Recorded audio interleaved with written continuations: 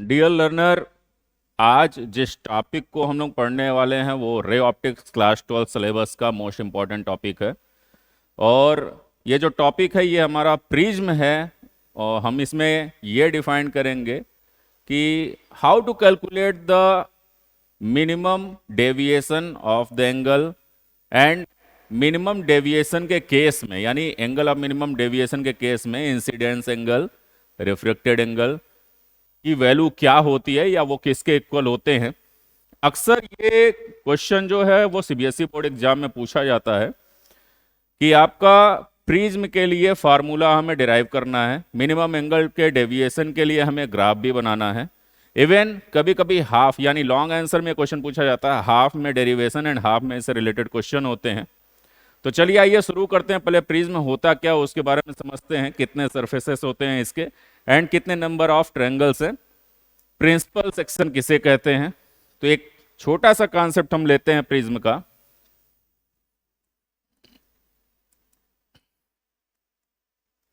अगर हम प्रिज्म की बात करें तो आपका जो प्रिज्म है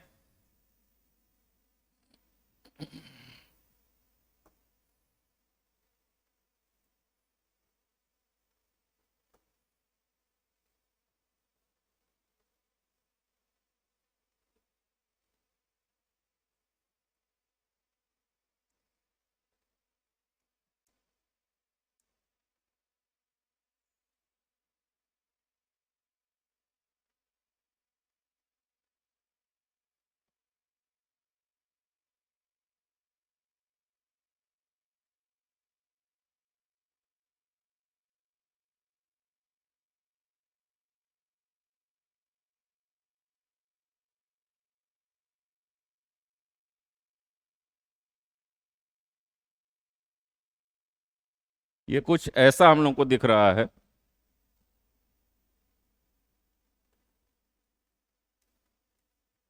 ये अब देखा जाए तो प्रिज्म में जो ये ए बी सी ये एक ट्रायंगल हो गया और दूसरा ट्रायंगल ये कंसिडर कर लेंगे A dash B dash C dash. Glass का बना हुआ ये ऑब्जेक्ट है और हमें सामने दिख रहा है कि एक ट्रायंगल तो ए बी सी हो गया और दूसरा triangle A dash B dash C dash हो गया। तो ये जो सामने वाला ट्रायंगल दिख रहा है इस ट्रायंगल को हम लोग क्या कहते हैं, ये जो सामने फ्रंट फेस पे जो ट्रायंगल है इसको हम लोग कहेंगे principal section. Principal section. And थोड़ा सा ध्यान से देखिए तो इसमें तीन आपके रेक्टेंगल भी बन रहे हैं। एक यहां है, एक ये हो गया एंड नेक्स्ट वन ये हो गया आपका। प्रिज्म के अंदर का जो मटेरियल है वो तो ग्लास है।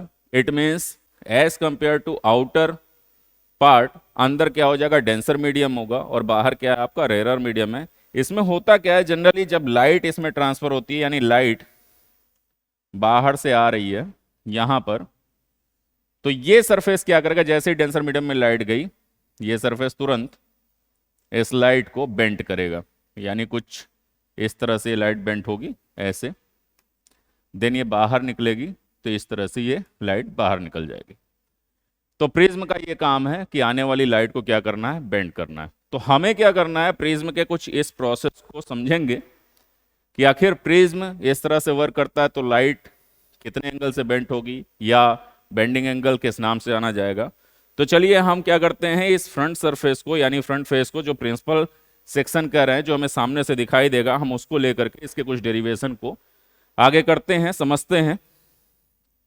तो हमारे पास क्या है, ये रहा एक प्रिज्म कंसिडर हमने किया।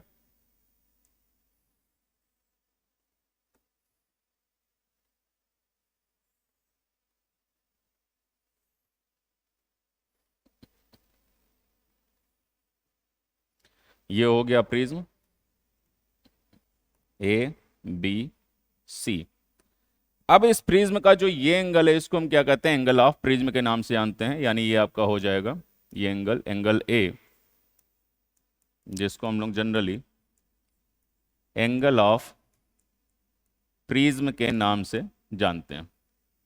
ठीक, अब इस पर एक लाइट का हम यहां से क्या करेंगे, एक लाइट इंसिडेंट कराएंगे। तो ये वो लाइट है जो सबसे पहले कहाँ गई, प्रिज्म के एक सरफेस यानी ए बी वाले पार्ट पे इंसिडेंट होती है। अब आपको करना क्या है, एक नॉर्मल ड्रा करना है इस सरफेस का, ये हो गया नॉर्मल। और ये लाइट क्या करेगी, जैसे ही रेरर से डेंसर में जाएगी नॉर्मल की ओर क्या हो जाएगी, बेंट हो जाएगी। तो नॉर्मल की ओर ये लाइट सीधे जा सकती थी, बट हमने क्या किया, ये लाइट कुछ ऐसे जा सकती थी, बट हमने क्या किया, इस लाइट को देखा कि डेंसर में जा रही है तो ये लाइट बेंट हो गई कुछ ऐसे।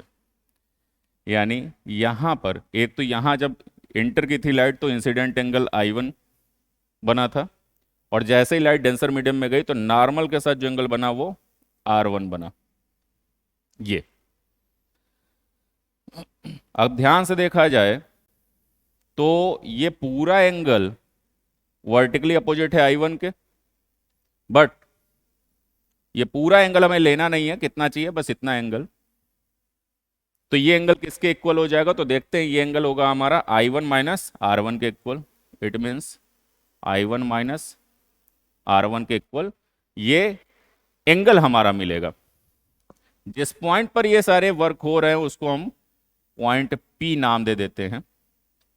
आफ्टर दैट ये लाइट अब क्या करेगी, बाहर निकलेगी। तो बाहर निकलने से पहले, डेंसर से रेरर में जाने से पहले आप क्या करिए, एक नॉर्मल और ड्रा करिए सरफेस का। ये रहा वो नॉर्मल, और नॉर्मल से यानी आप यहां देख रहे हैं कि यहां पर भी एक एंगल बना, लाइट एक मीडियम से डेंसर से रेयरर में जा रही है। अगर ये आपका बाहर वाला जो मीडियम है वो रेयरर है, अंदर वाला डेंसर है, तो अब डेंसर से लाइट कहाँ जाएगी, बाहर, यानी रेयरर में जाएगी। तो हम पहली कोशिश तो ये करते हैं कि अगर डेंसर की बात की जा रही है तो डेंसर में हमारा जो एंगल है R, वो यहां भी R ही कंसिडर करेंगे। अगर बाहर की बात की जाए तो बाहर एंगल आपका क्या रखा जाएगा, बाहर एंगल आपका रखा जाएगा, अगर I आपने कंसिडर किया तो I ही कंसिडर करेंगे। तो चलिए यहां पर जो एंगल कंसिडर करेंगे वो एंगल हो जाएगा हमारा R2। ये R2 हो गया। अब इस लाइट को क्या करना है, बाहर जाना है। इट मीन्स ये लाइट जब बाहर जाएगी तो नॉर्मल से क्या हो जाएगी, दूर हो जाएगी। हमने इसको नॉर्मल से दूर कर दिया इस तरह से कुछ। यहां पर फिर एक एंगल बना। जनरली जब लाइट किसी एक मीडियम से चल करके दूसरे मीडियम में एंटर करती है, दूसरे मीडियम से फिर बाहर निकलती है, यानी फिर सेम मीडियम में आ जाती है जहां से वो आई थी, तो बाहर निकलने के बाद जो एंगल बनता है उसको हम लोग इमर्जेंट एंगल बोलते हैं। बट यहां पर I2 दिखा रहा है, I2 आपका इमर्जेंट एंगल E के इक्वल हो सकता है। बाहर निकलने पे जो एंगल बन रहा है सरफेस के साथ, नॉर्मल के साथ, उसको हम हमेशा इमर्जेंट एंगल ही बोलते हैं। ये आपका क्या था, इंसिडेंट एंगल, जिसको जनरली आप I के नाम से यानी I से ही डिनोट करते हैं, बट यहां पर हमने I1 कंसिडर कर रखा है। अब सबसे बड़ी बात यह है कि इस लाइट को अगर बैक साइड में बढ़ाया जाए, इस लाइट को, तो ये शायद यहां आकर के मिलेगी। अगर ऐसा केस है, ऐसी सिचुएशन है, तो ध्यान से देखिए, ये पूरा एंगल जो है आपका, ये पूरा एंगल, ये किसके इक्वल हो जाएगा भाई, ये वर्टिकली अपोजिट किसके इक्वल हो जाएगा, इसके, I2 के। बट हमें चाहिए कितना, ओनली दिस पार्ट। तो आप क्या करिए, I2 में से R2 को माइनस करिए, यानी I2 माइनस R2 आपको यहां मिल जाएगा। इसकी वैल्यू आपने यहां पॉइंट P कंसिडर किया तो यहां पॉइंट Q कंसिडर कर लीजिए। ये होगी आपका पॉइंट Q। यहां पर आपका A है तो यहां पर पॉइंट O कंसिडर कर लीजिए। ये तो ये कुछ प्रिज्म का केस था कि प्रिज्म में लाइट एक सरफेस से एंटर करती है, फिर उसके बाद यहां पर कुछ एंगल बेंट होती है, बेंट होने के बाद इस तरह से बाहर निकल जाती है। अगर हम देखें ये लाइट सीधे इस तरह से जा रही थी, ये ऐसे सीधे जा रही थी, तो कुछ एंगल बेंट होकर के इधर गई। इट मीन्स यहां पर जो बेंडिंग एंगल हमको मिल रहा है उसको जनरली हम डेल्टा से डिनोट करते हैं, और इसी को हम कहते हैं angle of deviation, angle of deviation of prism, angle of deviation of prism, ये जनरली डिनोट किया जाता है। अब सबसे बड़ी बात यह है कि अगर हम ध्यान से देखें तो हमारे पास यहां पर O है, यहां P है, यहां Q है, A है, B है, C है, बट आपको यहां पर भी किसी एक पॉइंट का नाम देना पड़ेगा।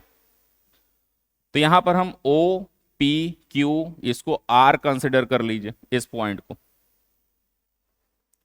तो एक ट्रायंगल बना हमारे पास, ट्रायंगल क्या है वो भी डिस्कस करेंगे, बट ट्रायंगल से पहले हमारे पास A P O Q क्या है, ये एक क्वाड्रिलेटरल टाइप का शेप बन रहा है।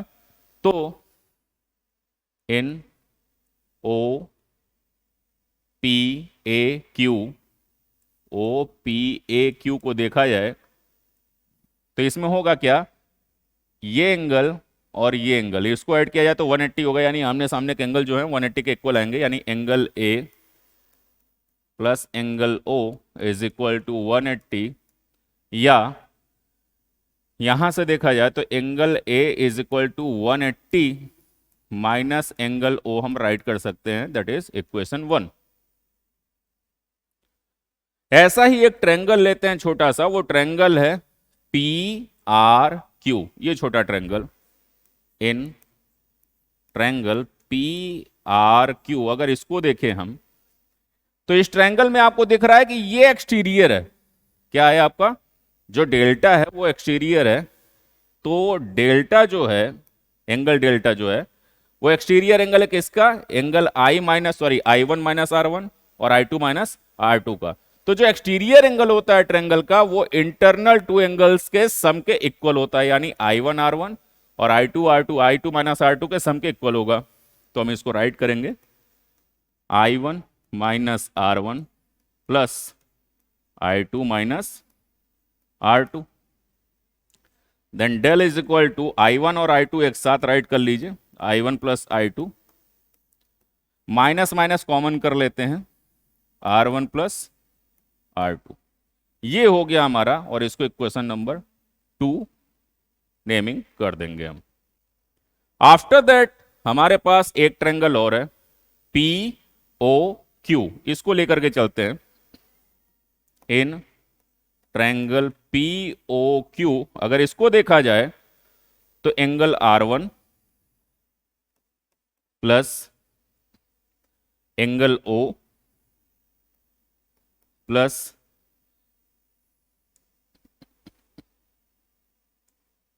एंगल R2, तीनों एंगल का सम जो है ट्रायंगल का, वी नो दैट 180 डिग्री होता है। आपको करना क्या है, R1 plus R2 as it is रहने देना है, और 180 में से ये एंगल O लाइए माइनस कर दीजिए। जब आप इस एंगल को माइनस करते हैं एंगल O को 180 में से, तो ध्यान से देखा जाए तो ऐसा कुछ इक्वेशन हमें 1 में मिल रहा है। अब हम यहां राइट करेंगे from equation 1, it means R1 plus R2 is equal to 180 minus angle O replace by angle A। तो हमें ये क्लियरली विजिबल हो गया कि R1 R2 का सम जो है, angle R1 plus angle R2 का सम जो है, ये जो एंगल का साइन है अगर हम इसको हटा भी दे रहे हैं तो इसके लिए कंफ्यूज मत होइएगा, ये किसके इक्वल आ रहा है, आपका A के इक्वल आ रहा है। और यहां से आप इसको इक्वेशन नंबर 3 कर सकते हैं। ये अगर हम इस रिजल्ट तक पहुंच रहे हैं, ये सारी चीज देखिए आपका प्रिज्म के लिए है, और हमने पहले भी डिस्कस किया, ये बहुत ही इंपॉर्टेंट टॉपिक है किसके लिए, सीबीएसई बोर्ड एग्जाम क्लास 12 के लिए। तो आपके पास R1 प्लस R2 की वैल्यू A आ चुकी है, और अब इक्वेशन 2 को थोड़ा सा इक्वेट करते हैं, यानी इसी के आगे हम लिखते हैं फ्रॉम इक्वेशन 2। जब इक्वेशन 2 को देखा जा रहा है तो इक्वेशन 2 की वैल्यू क्या है, delta is equal to I1 plus I2 minus R1 plus R2। अब R1 प्लस R2 किसके इक्वल है, A के इक्वल है, तो यहां पर ये लिखेंगे। और आपने किस इक्वेशन का यूज किया भाई, इक्वेशन 2 का यूज किया जिसमें इक्वेशन 3 यूटिलाइज हुआ है, तो यहां लिख दीजिए इक्वेशन 3 का भी यूज करके, तब आपने R1 प्लस R2 की रिप्लेस करके क्या लिख दिया, A। अब उस A को इस साइड लाया जाए, एक तो ये भी आपका इक्वेशन बन चुका है जिसको इक्वेशन नंबर 4 करिए, बट अगर हम A को इधर लाते हैं then delta plus A is equal to I1 plus I2। अब ध्यान से देखें, जो डेल्टा है उसको हम क्या कहते हैं, उसको कहा जाता है angle of deviation of prism, plus जो ए है वो तो ऑलरेडी एंगल ऑफ प्रिज्म है, एंगल ऑफ प्रिज्म है। इन दोनों का सम किसके इक्वल है, इंसिडेंट एंगल ये वाला प्लस I2 इमर्जेंट एंगल, यानी इन दोनों का सम किसके इक्वल है, incident angle plus emergent angle के सम के इक्वल है। तो ये जो एक छोटा सा डेरिवेशन था वो प्रिज्म का था, बट प्रिज्म का कॉन्सेप्ट आपका यहां पर खत्म नहीं होता है। अब प्रिज्म के बारे में और भी डिस्कशन होंगे, तो उस डिस्कशन के लिए कुछ इक्वेशंस की हमें जरूरत पड़ेगी। फिलहाल अभी हम ये देखते हैं कि ये आपका रिफ्रैक्टिव इंडेक्स μ1 है, ये μ2 है, देन ये अगेन क्या हो जाएगा, μ1। तो अब यहां पर हम क्या करेंगे, स्नेल लॉ का यूज करेंगे।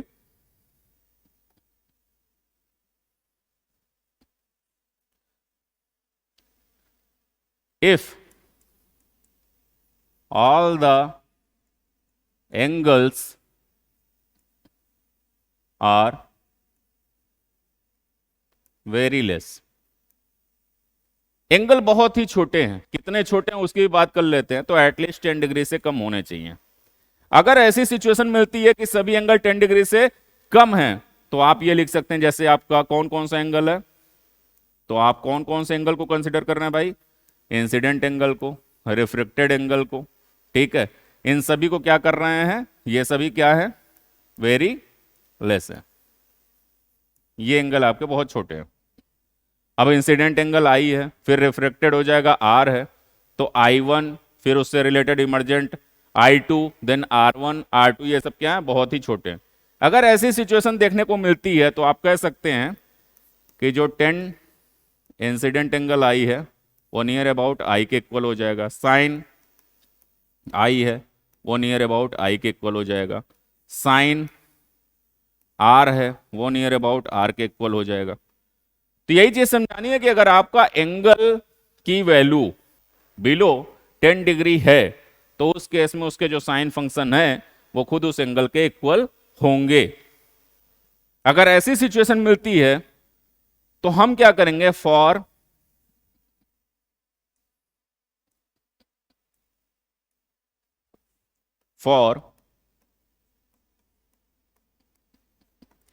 पॉइंट P, अब देखा जाए पॉइंट P था क्या, तो देखिए पॉइंट P आपको यहां मिल रहा है, देख रहे ना, ये रहा पॉइंट P। अब पॉइंट P के लिए हम लोग स्नेल लॉ अप्लाई करेंगे, तो चेक करते हैं पॉइंट P पर अगर हम स्नेल लॉ अप्लाई करते हैं अकॉर्डिंग टू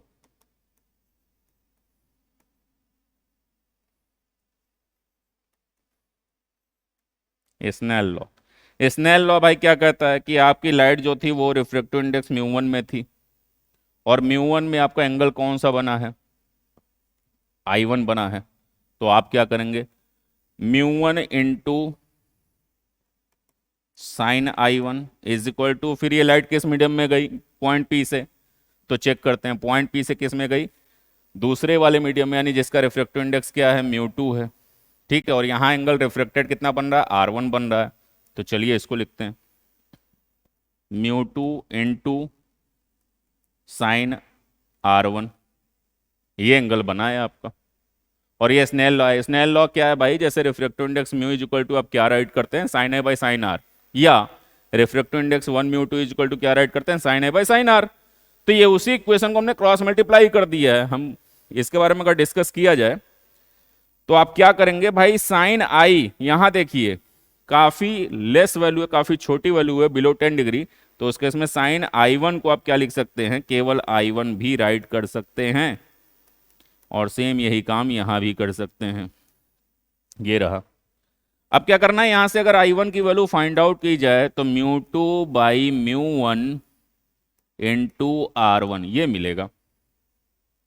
अगर ये मिलता है तो आप इसको देखिए μ2/μ1 को और क्या राइट कर सकते हैं, μ2/μ1 को क्या राइट कर सकते हैं, तो वो चीज यहां डिस्कस की जा रही है कि I1 इज इक्वल टू, इसको हम राइट कर सकते हैं 1 μ2,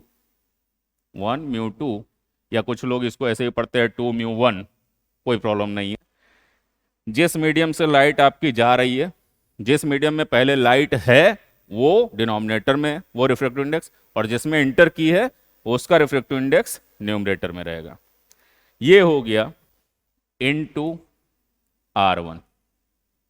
अभी तक हमने जितने भी नंबर ऑफ इक्वेशन काउंट किए थे वो लास्ट में 4 तक थे, और इसको आप 5 कंसिडर कर लीजिए। अब हम आते हैं eight point Q।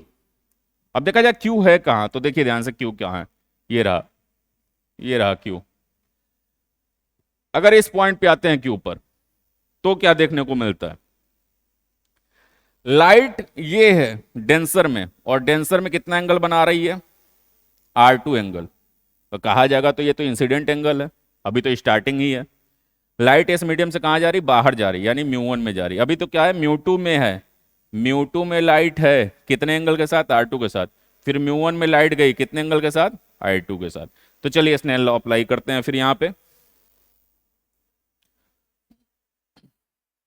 Again according to Snell law, भाई लाइट आपकी कहां थी, μ2 में कितने एंगल के साथ, R2 के साथ। और फिर कहां गई, बाहर निकल गई μ1 में कितने एंगल के साथ, I2 के साथ, साइन I2। देख लिया या ध्यान से, μ2 में लाइट थी कितने इंसिडेंट एंगल के साथ, R2 के साथ। बाहर निकली लाइट μ1 में गई कितने एंगल के साथ, I2 के साथ। तो वही चीज हमने यहां राइट किया। And we know that all these angles are very small. ठीक है, तो ये जो हमने लेस लिखा है ना, यानी ये कितना स्मॉल है,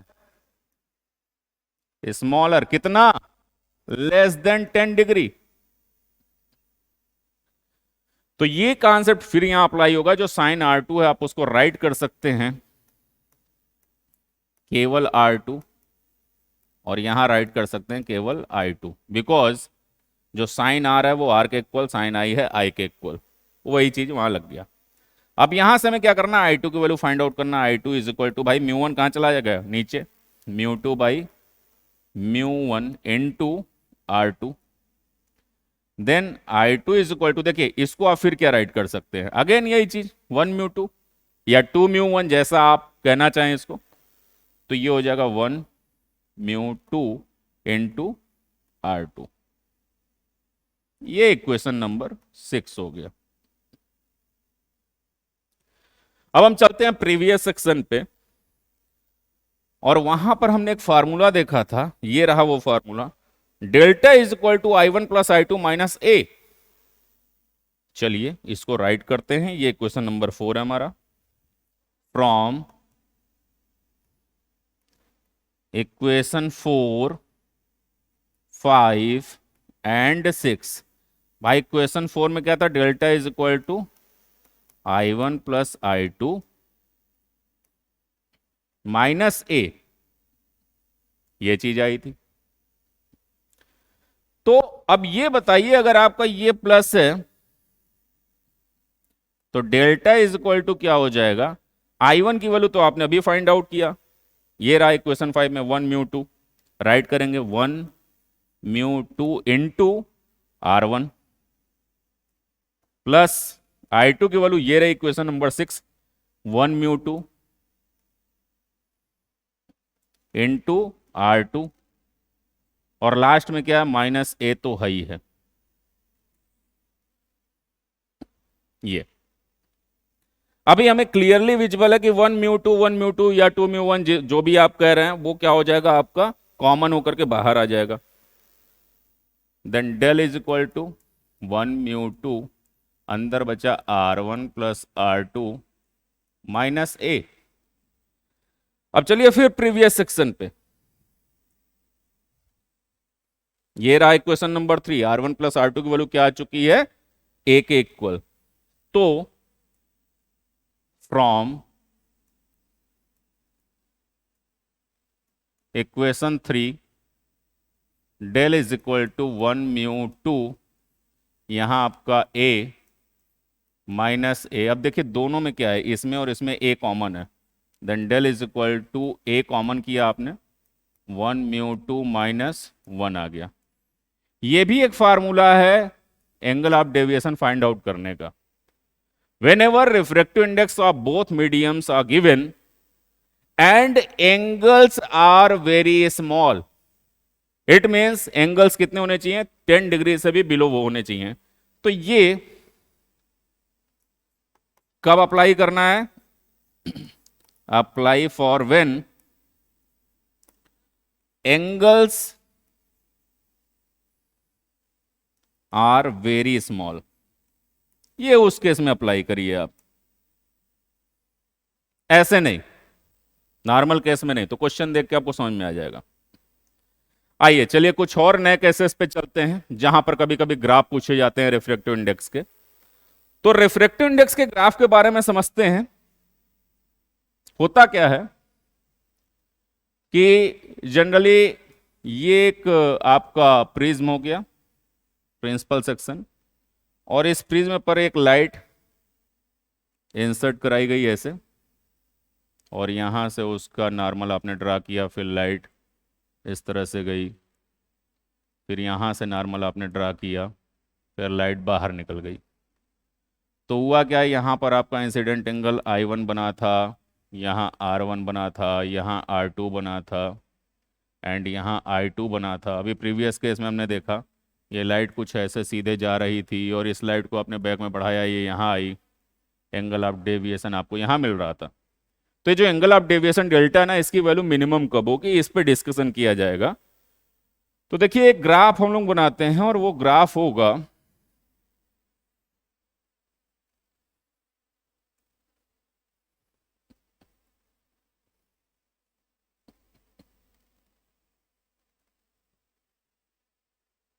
ये आपका एंगल ऑफ डेविएशन, और ये एंगल ऑफ इंसिडेंस आई, मान लीजिए ये I1 है।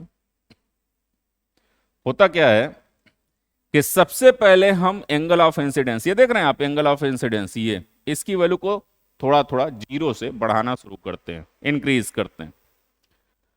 तो जब वैल्यू हमारी यहां से बढ़ करके यहां पहुंची, ये किसकी वैल्यू, इंसिडेंट एंगल की, तो अभी क्या है, इंसिडेंस एंगल की वैल्यू कम है, तो जो डेविएशन है, अगर इसकी वैल्यू अभी कम हुई, लेस हुई, देखिए ध्यान से, इंसिडेंस एंगल की वैल्यू अगर लेस हुई, तो इस केस में आपको जो एंगल ऑफ डेविएशन है वो सबसे ज्यादा देखने को मिलेगा। ये रहा, ये सबसे ज्यादा एंगल देखने को मिला।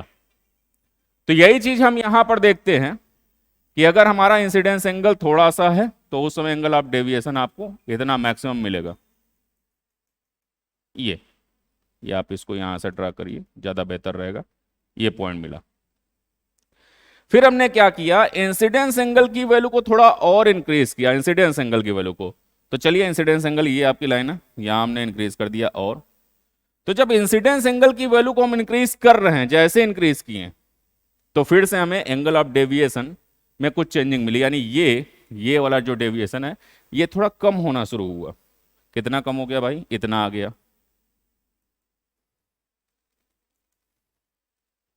इस पॉइंट पे आप आ गए। फिर से हमने क्या किया, इंसिडेंस एंगल को थोड़ा और बढ़ाया, यानी इंसिडेंस एंगल हम और बढ़ा रहे हैं, ये यहां पर आ गए। तो इंसिडेंस एंगल और बढ़ाया, तो ये जो वैल्यू है ना, ये अभी इतनी डिक्रीज हुई थी और डिक्रीज हो गई, यहां आ गए आप। अब नेक्स्ट टाइम हम क्या कर रहे हैं, फिर बढ़ा रहे हैं, यानी कि इंसिडेंस एंगल की वैल्यू को और बढ़ा रहे हैं। तो जब हमने इंसिडेंस एंगल की वैल्यू को इस बार बढ़ाया, ये बढ़ाया, तो हमें क्या देखने को मिलता है, हमें अब देखने को मिलता है, देखिएगा ध्यान से, इंसिडेंस एंगल अभी बढ़ ही रहा है, यहां से बढ़ा, फिर ये बढ़ा, फिर ये बढ़ा, अब और बढ़ा दिया हमने।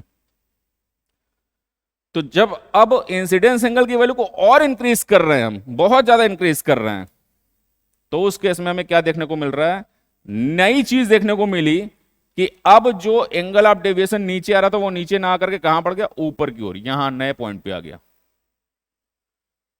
तो कुछ ऐसा समझ में आया कि जो एंगल ऑफ डेविएशन है वो पहले तो एक वैल्यू तक इंसिडेंस एंगल आप बढ़ा रहे हैं बढ़ा रहे हैं बढ़ा रहे हैं, और एंगल ऑफ डेविएशन डिक्रीज होते हुए यहां से होते हुए यहां से होते हुए यहां तक आया। आने के बाद फिर क्या देख रहे हैं कि अब और बढ़ा रहे हैं तो ये बढ़ना शुरू हो गया, ऐसे ये बढ़ना शुरू हो गया। तो सबसे बड़ी बात ये है कि अगर एंगल ऑफ डेविएशन, ये जो कर्व हमारा बन रहा है एंगल ऑफ डेविएशन का ऐसे जा रहा है, एंगल ऑफ डेविएशन का मिनिमम पॉइंट क्या है, ये रहा, ये यहां पर आपको क्या मिला, मिनिमम एंगल ऑफ डेविएशन। तो मिनिमम एंगल ऑफ डेविएशन जिस पॉइंट पर मिल रहा है, जिस इंसिडेंट एंगल पे मिल रहा है, वहां पर I1 और I2 बराबर है, यानी आप कह सकते हैं कि इंसिडेंस एंगल और इमर्जेंट एंगल बराबर है। तो जब I1 और I2 बराबर हो जाएंगे, इट मींस R1 और R2 भी इस केस में क्या हो जाएंगे, R1 और R2 भी इक्वल हो जाएंगे। और ये वो केस होता है,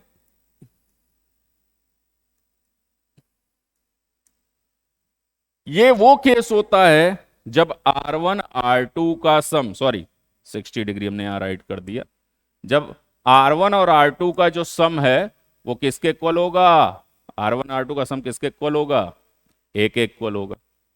R1 R2 दोनों एक दूसरे के इक्वल होंगे किस केस में, जब मिनिमम एंगल ऑफ डेविएशन मिलेगा।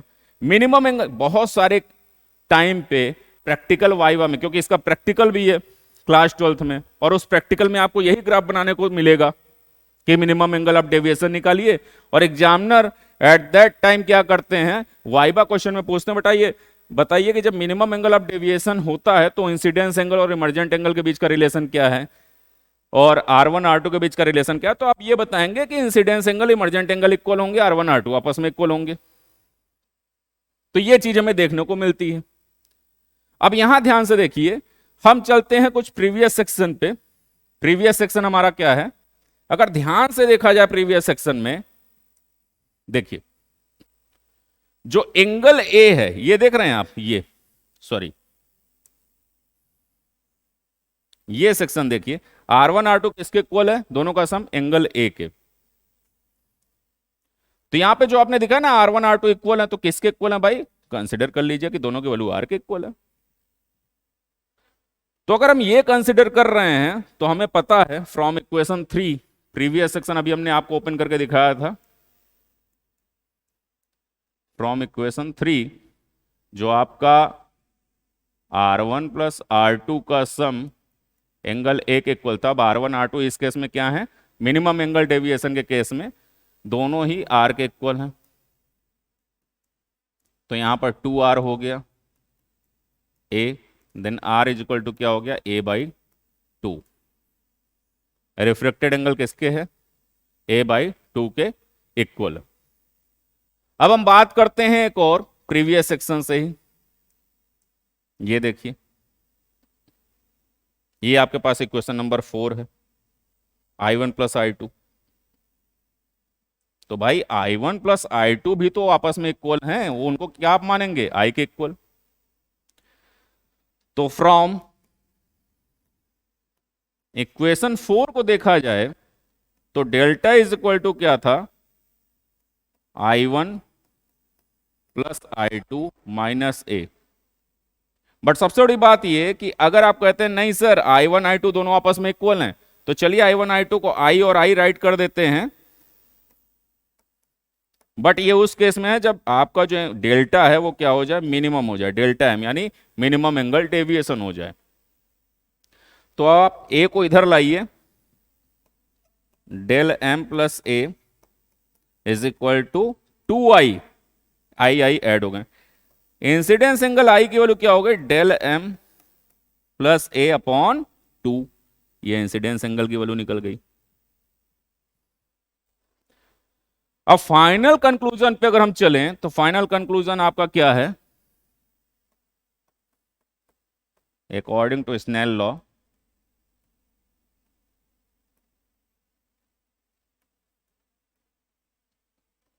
वन म्यू टू, लाइट अगर जा रही है तो हम राइट क्या करते हैं, sine I by sine R, ये राइट किया जाता है। और जनरली देखा जाए तो रिफ्रैक्टिव इंडेक्स की वैल्यू जो है साइन आई, भाई आई की वैल्यू है क्या, del M plus A by two, तो del M plus A by two total upon sine R, R की वैल्यू क्या है, आर की वैल्यू है ए बाई टू। तो ये जो आपका रिजल्ट है ना प्रिज्म का, ये फाइनल कंक्लूजन आपको प्रोवाइड करता है। और यहां पर आकर के आपका प्रिज्म का सारा कॉन्सेप्ट फिनिश होता है, यानी खत्म होता है। तो आज की वीडियो में इतना ही। नेक्स्ट वीडियो में हम फिर मिलते हैं कुछ ऑप्टिकल इंस्ट्रूमेंट के साथ।